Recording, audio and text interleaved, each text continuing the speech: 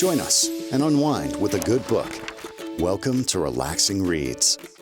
Hi, it's Deb in Halifax. Hi, it's Simone in Vancouver. Hey, it's Tanya in Edmonton. Okay, our latest read, The Lightning Bottles, comes from Marissa Stapley, and it's all about love, drugs, and rock and roll. Jane was once half of a famous duo from the Seattle Grunge Era of the 90s. Years later, she became perhaps the most hated and least understood woman in music. She was never as popular with fans as her bandmate and soulmate, Elijah.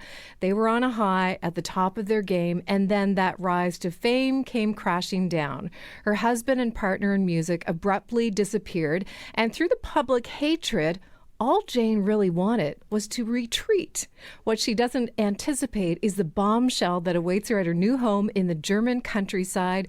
There's a superfan, secret messages for Jane, and so much in between. A cross-continent road trip about two misunderstood outsiders brought together by their shared love of music. It was something else, wasn't it? It certainly was. It was, page-turning mystery and a love letter to the grunge era. I don't know about you two, but I was feeling some and experiencing some flashbacks. Yeah, especially being so close to Seattle. Like growing up, there was a lot of that influence in Vancouver when it came to that music. So for sure, that definitely took me back as well. Yeah, absolutely. And I was really... when that whole Seattle sound scene came out in the 90s, it was just like, it was, something we had never really heard before and certainly never seen before. I mean, Marissa goes into great detail about how everybody looked from that time, right? It's like the plaid shirts and the long johns and like multiple layers of clothing. Yeah. Oh my gosh. So it's like, I could relate to like, how she was sort of describing the whole thing because we all lived through that too, We did, yeah. Halifax was known as Seattle North, and so the music scene here was very similar to what was going on in Seattle. So, going downtown and listening to that music in some bars and then, seeing some live performances with some bands with a similar soundtrack was a whole lot of fun. I never heard of that. Yeah. That's so interesting. Yeah, it was a fun time. And some of the rock influence during that time, my brother was all for it. And I was more poppy, in high school and coming out. I always enjoyed some aspect of rock.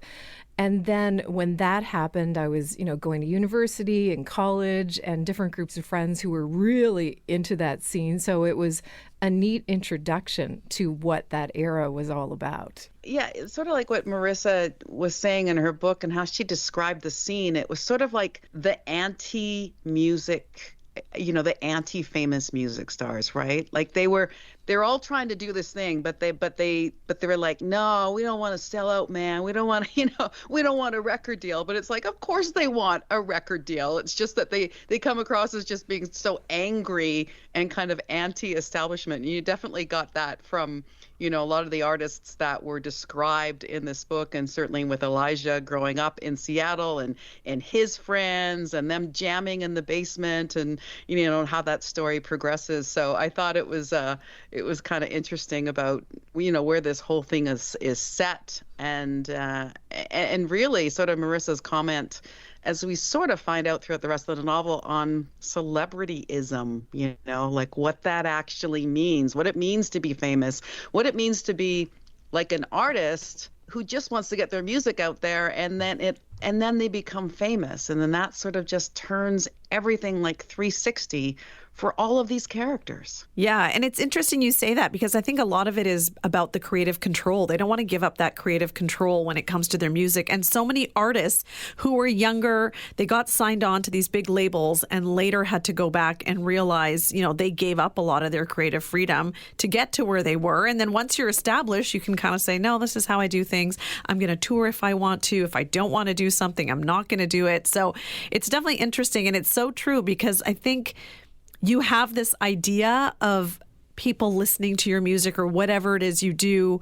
And then once you get there, maybe it's not all that you thought it was going to be. And I think that was the case. Is they had such a beautiful beginning and love story and the way they connected. And once they got to that level where they finally were living out their dreams, they were doing that in response to losing some of their dreams. Yeah. And I think, fashion or the lack of fashion during that time was maybe part of it. Coming out of high school into university and college years for a lot of kids, whether they were in a band or they had friends in a band, it was, you know what? Don't tell me how to dress. I'm just casual, very casual. I don't care about my appearance. Although, then everybody got into it, and it's just, for lack of a better term, a sloppy kind of look. Yeah.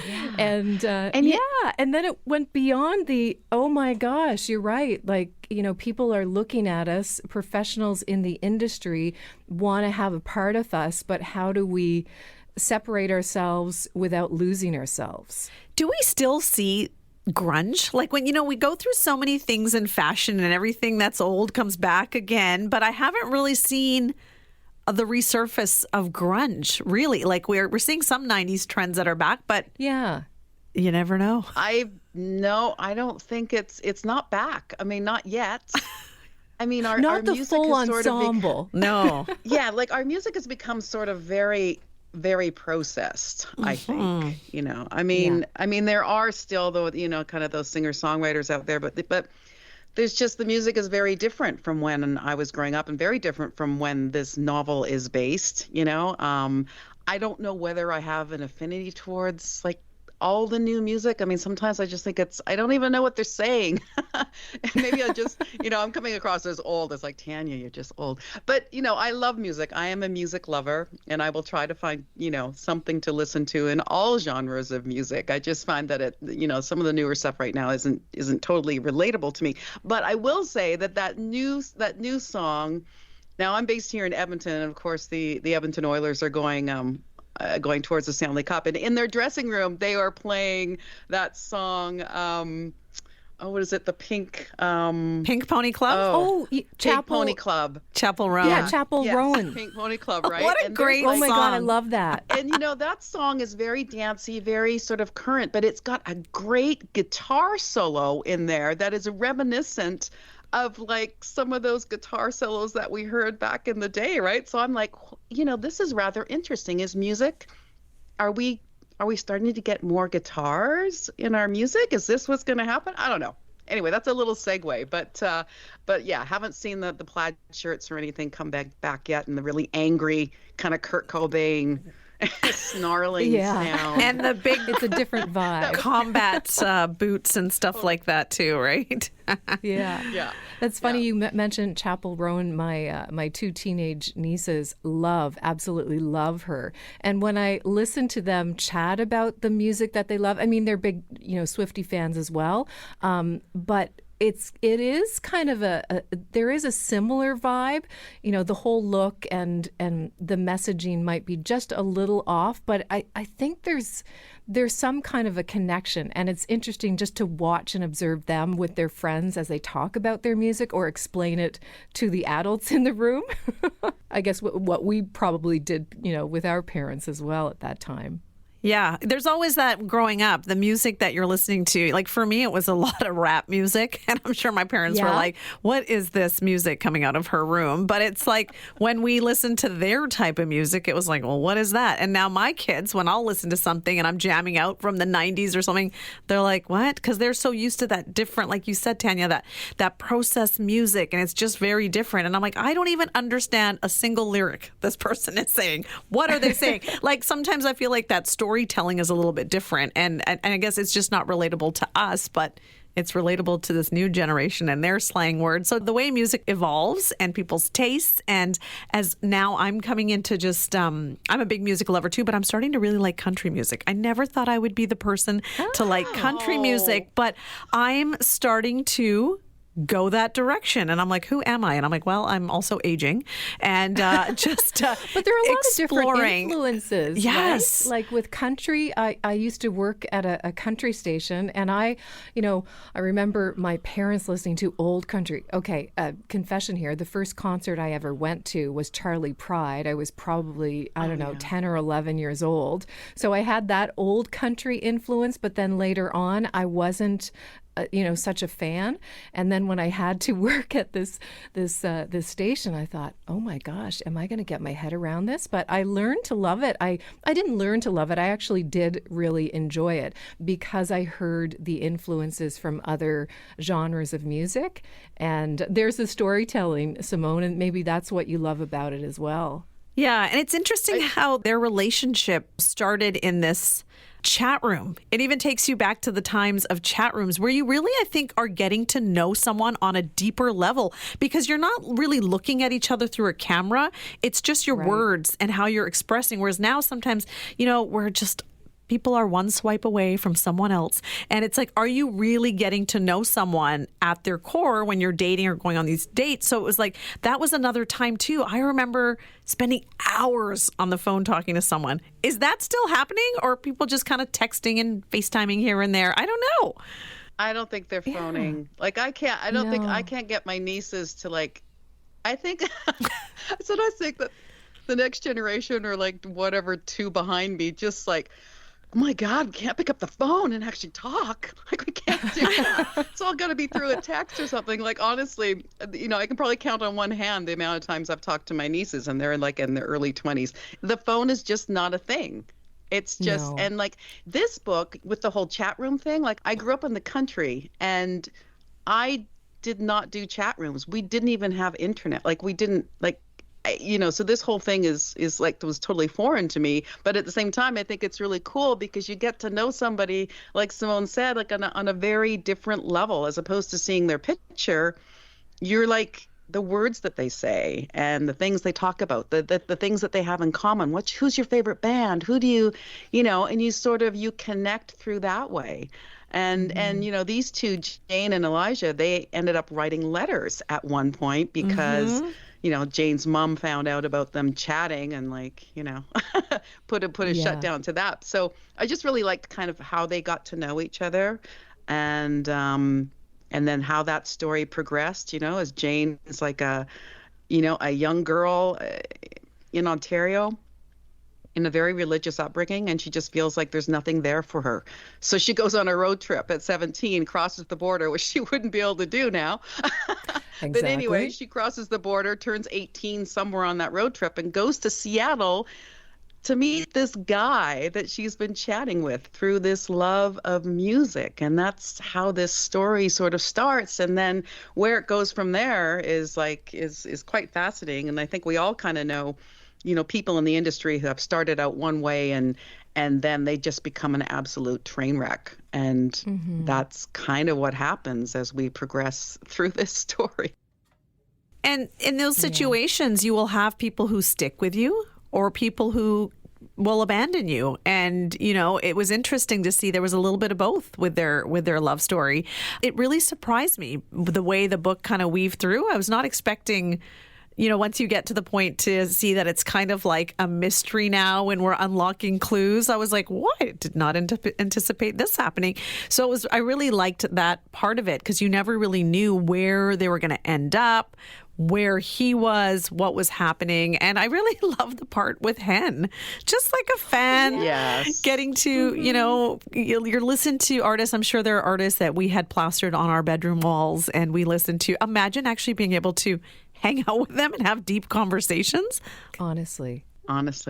I would have liked to have done that with Rick Springfield. He was on my wall. Oh my gosh. Wow. Oh no. Oh my God. Oh my gosh. I would have been, Hen was very composed, I thought. But, she just, to be able to meet your stars. And then, that whole conversation about the relationship between the artist and the listener, right? The fans and how they perceive you as an artist, but not even as a person. We kind of get into the story where we find out that Hen realizes towards the end of the book that, she finally sees Jane as a person and not this thing. And I mentioned about celebrityism, a character, right? Where we see celebs all the time now more than ever because they're all over social media, right? And we just sort of see them as just this kind of entity, but do we really think of them as people having hopes and dreams I don't know whether we do, because we just, you get kind of fascinated when they fall from the top, right? What happened? Or they get they a drug overdose, or they do this or do that, and we're just like, oh, we're kind of fascinated by it. But at the end of the day, they're just people. They just happen to be in our face all the time. Kind of interesting. And I think we find a connection with them, and then we insert ourselves into their story and find, our place in all of that. So yeah, I can't imagine meeting some of, the celebrities that I admired growing up, and what would my reaction have been like. Yeah, Hen was certainly a lot more mature than I was at that stage. And perhaps if she had met Jane, if they were the same age, they would have been, traveling together on the road, taking a little trip to find their true loves. But who are they? Are they characters? We are all human, but you kind of forget. And I think we like to remove ourselves from whatever is stressing us or taking us down in the moment. So then we look at a celebrity's life, and if things are unraveling, you think, okay, not so bad. I think we're doing okay right here. And it's a great distraction for us. Yeah, and I think, Tanya, what you touched on with fans, looking at Elijah, he knew his fans were the ones who made him. He was so good to his fans, whereas Jane really wasn't. And that happens a lot, too, where some people, meet their idol and their idol's kind of rude or doesn't want to sign an autograph. But it's like they kind of signed up for this world they're in, but maybe they just shine on stage and then they just want to close in like a little turtle in their shell once they're off stage. Not everyone's meant to be a personality and be always on. They have to have their off moments. And I think for her, when Hen started learning a little bit about Elijah, she's like, oh, he's not the person I thought he was. And I think that's it. Yeah. We're all human. And I think that's what happens with celebrity. You follow along to them because you're like, wow, they live such an incredible life. They've got money. They've got fame. And then when things start to fall apart, you're like, well, a lot of them don't know how to handle that. Like, how would any of us, if we were given, we don't know where we would end up if suddenly we skyrocketed to fame and had millions of dollars thrown at us? Would we change as people? Maybe. Well, and I think too that, obviously people are people, right? But I do think that people who create, and I'll just use artists, and whatever it is that they're doing, they're often very sensitive. I believe that art comes from a really deep place. And there were times when I was reading this book and hearing the words and the thoughts that Marissa put into Elijah, and my heart was breaking for him because he really was. I just think that he was so sensitive. I got that from the very beginning. His mom knew it, right? And I don't think he didn't have that hard exterior that he needed to withstand what happened with them in the music industry. All he ever wanted to do was sing, and do music. He didn't want all the rest of it. Now, a lot of us can say, yeah, you signed up for it. Come on. But, I just felt like he was just, things affected him so much. When he sang that one song that Jane pushed him to release, and he's like, man, I don't want to do this, because it went too deep for him. And I think he just, and they were pretty young. They didn't know how to handle that kind of pressure. And I think that happens with a lot of young artists, is that they're just kids. Even when you're early 20s, you're still just a kid. You don't really know. There's a lot of stuff out there. And when you're getting pushed and people are wanting stuff from you and you can't even figure out your own feelings, and yet you're trying to do this other thing. And then, in the dark room at night, all you want to do is just do your music and you don't really care about anything else. And I just felt that he was just sort of broken from the beginning, and it just escalated to the point where he was just burying himself, in everything. And I think he wanted to share his music, but he didn't necessarily want to expose himself or his, his every being or every part of his, his being.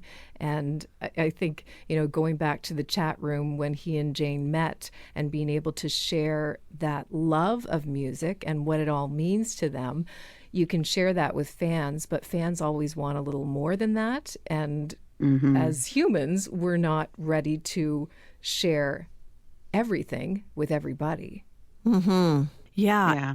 And so many great characters in this book. Obviously, Elijah and Jane were very different, but meant for each other. Hen was just Hen and, so optimistic about what she wanted to do and solve all these little clues and these riddles. And then, of course, you had Kim. Yeah. Oh. Kim, the friends that act like they're supportive but really want to take you down. Yeah. He was just angry. He was just angry. Because he just wasn't that talented, right? Yeah. He knew that Elijah was more talented than him. And while Elijah was in the band, he could float on that, right? He'd be part of the band, so he's part of it all. But then Elijah leaves because of Jane. Yeah. And that's, I think there's many stories of, people breaking up or getting out of stuff because of another person. And then, they hate that person. And that's what happened to Jane. And oh my gosh, who I really liked? And I don't know whether I'm saying his name right. He's French. Maxime. Oh. Now I just pictured him. Can we kiss again? I know. Oh my God. Like when he looked at her and Jane was like, I've never had anyone look at me like they want me except Elijah. And she'd never felt that. And I really liked Maxime because he was like in this, it's a punk rock band that they opened for. They're from France. And, you get to meet him later on and as the story progresses, and he's grown up. He's doing art now. He's making more money doing art and shows and stuff like that. And I just thought he was incredibly interesting and incredibly sexy. And I wanted a little bit more of him, I think. And a good heart, too. Like, I think, he knew, his boundaries and he was very respectful. And, he did seem like he was a very caring individual. He wasn't like creepy. He was just like, hey, I'm here. If you're interested, I'm around. Yeah. One part of this story, and I don't know, maybe you guys got something different from it. I felt, in the beginning, all Jane wanted, she didn't like her life, so she wanted to be famous. That's how she thought all her problems would be solved. And she wanted her music out there because she couldn't not write. It was just part of her. Lyrics would just come out of her. And I don't know, there was a few people that propped her up. Maxime, Zach, who was in that band, who ended up, overdosing. And there were some supportive people with her. And of course, Petra, their manager. But did Jane ever get what she wanted at the end of this book? First of all, nobody knew. The record company wouldn't let anyone know that she wrote the songs. So she was this woman. She was the creator of all this amazing music. And I don't know. Did she get what she needed, or did she not need that anymore? I don't know. I don't know what the answer to that is. I feel like she didn't get it, but at the end, it didn't matter. She still got him and the life that they wanted, and they still got to make music together. And it's interesting. It makes you think of like ghostwriters when it comes to even books or, musicians and people who are writing the songs and doing that, but they don't get credit. I think that was like Sia in the beginning, when Sia wasn't quite out and she was like making music for a lot of people, but she was very much in the background. And then it came to a point where she said, nope, that's all my music. That's me. That's what I've been doing. And it was just this, like she maybe finally came into the fame or just got to that point where she's like, no, I want the acknowledgement for what I'm doing. I don't want to just be in like a CD, booklet. I want people to know, especially when your music is charting and it's hits. I guess it could be said either way. You can put it out there and be like, oh, if my music sucks, nobody knows it's me. And suddenly when it takes off, you're like, I want the credit. Right. Yeah. I'm sure just like, Jane not being able to get the credit, and people not believing her, there are a lot of artists who, once they come forward and say, actually, I've been doing this for a very long time, fans of those who have been in the spotlight think, oh, really? No way. You're just saying that and you're wanting to get in the spotlight. And they don't believe you. They can't believe that somebody else was actually doing, the work that was right there in front of them. Yeah. So it's like, who, if the question is, and I fight with this sometimes, who is the artist? The one who writes the lyrics and the music, or the singer? I guess that's just the combination of both, right? Combination of both, yeah. I used to think it was the songwriter. I used to think that. But then, the way Marissa describes Elijah's voice, like, there are people with a gift. And it's to lift those words off the paper. Yes, Where do you take it? Yeah. How do you take it to, to the heart of and the soul of your fans? Yeah. Interesting. Yeah. That's a good question. It's a great read. It's a great read. Such a good book. There's a lot. It really is. Yeah. Yeah. And of course we dive into, just sort of women in music, and there's a whole, commentary on that with people hating, Jane, and she gets all these awful nicknames from the media and the fan base, and it's just, so much of it is just so awful, but we see it, right? We see it today in how it's common, and how a male artist can do, there's a part in the book where Jane is performing and she turns her back on the audience. Well, there's male artists who do that too, but it's not received in the same way, So true. So there's like a double standard. It's a double standard in music as well. Geez, women, we just can't win, can we? Gosh. I know. But we can keep talking about it. I know. I know we can. Yes. When a celebrity dies, what the fans, what happens with them? It's like your heart has been ripped out, and they often, Jane and Elijah ended up in Iceland, and the last place that they lived in together, it became sort of like a place where fans would go to sort of try to come to peace with the fact that he's gone, right?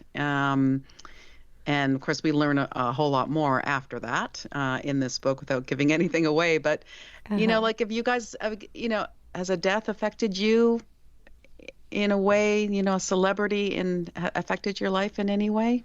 Can you remember one that you kind of went, Yeah. So for me, it was growing up in the 90s with the rap music, and then it was the death of Tupac Shakur, and then, a month later, the death of Notorious B.I.G. So it was like, I just remember being in high school, these two were, their career was just skyrocketing. And then they had this big rivalry, this East Coast, West Coast thing. And then within a month, we lost these two incredible artists. So I remember that was my first, like, kind of shake-up moment where you're like, wow, like, what just happened here. And then after that, of course, there's been so many, like, you think of, I know. People are kind of here nor there sometimes with Michael Jackson, but it was still someone who was so influential early on. And then to see that career come to an end. Yeah. The ones that, there's some I think you just kind of think about, and then there's the ones that are so sensationalized and make the headlines, and they go really deep, and those ones can affect you because everyone's talking about them globally. Whitney Houston, right? That was, I know. And especially when you lose them in such tragic ways. Obviously, Kurt Cobain, Nirvana, that was back in the 90s as well. Yeah. And it's like when it's that, if it's like, unfortunately, their life was taken by a car accident or something, it hits differently than when it's like, something happened in a different way, and those ones always hit a little bit harder too. Yeah, and I think sometimes they're like the voice of a generation, right? Like they mean something to us wherever they are in our lives, that we pick up on them. And I remember I was working in Vancouver, and I used to walk to work, and I got to the radio station, and the receptionist is just like staring off into space. I'm like, "What's going on, Janelle?" And she's like, "Kurt Cobain died." I went, "What? What?" And of course, and then I went into the station, and it was just quiet. Everyone was just quiet, and even though I was a huge, Cobain fan or Nirvana, the one that really affected me, there was Prince, of course, because I thought he was just so brilliant. Oh my gosh. And David Bowie, because I felt like, and David Bowie's just always been there. And I remember when he passed, and I'm like, I can't imagine a world without David Bowie. Yeah. I can't imagine. I don't even know what to do with that. I felt incredibly lonely, actually, without him. David What about you, Bowie, Deb? And David Bowie and Prince, that was 2016. I remember I was working in a new city, and I felt like I was the curse. I was working at a rock station. Oh. And so they died the same year. And then later that year, it was George Michael. And then there were a few in between as well. Like that was a really big year for big musical names.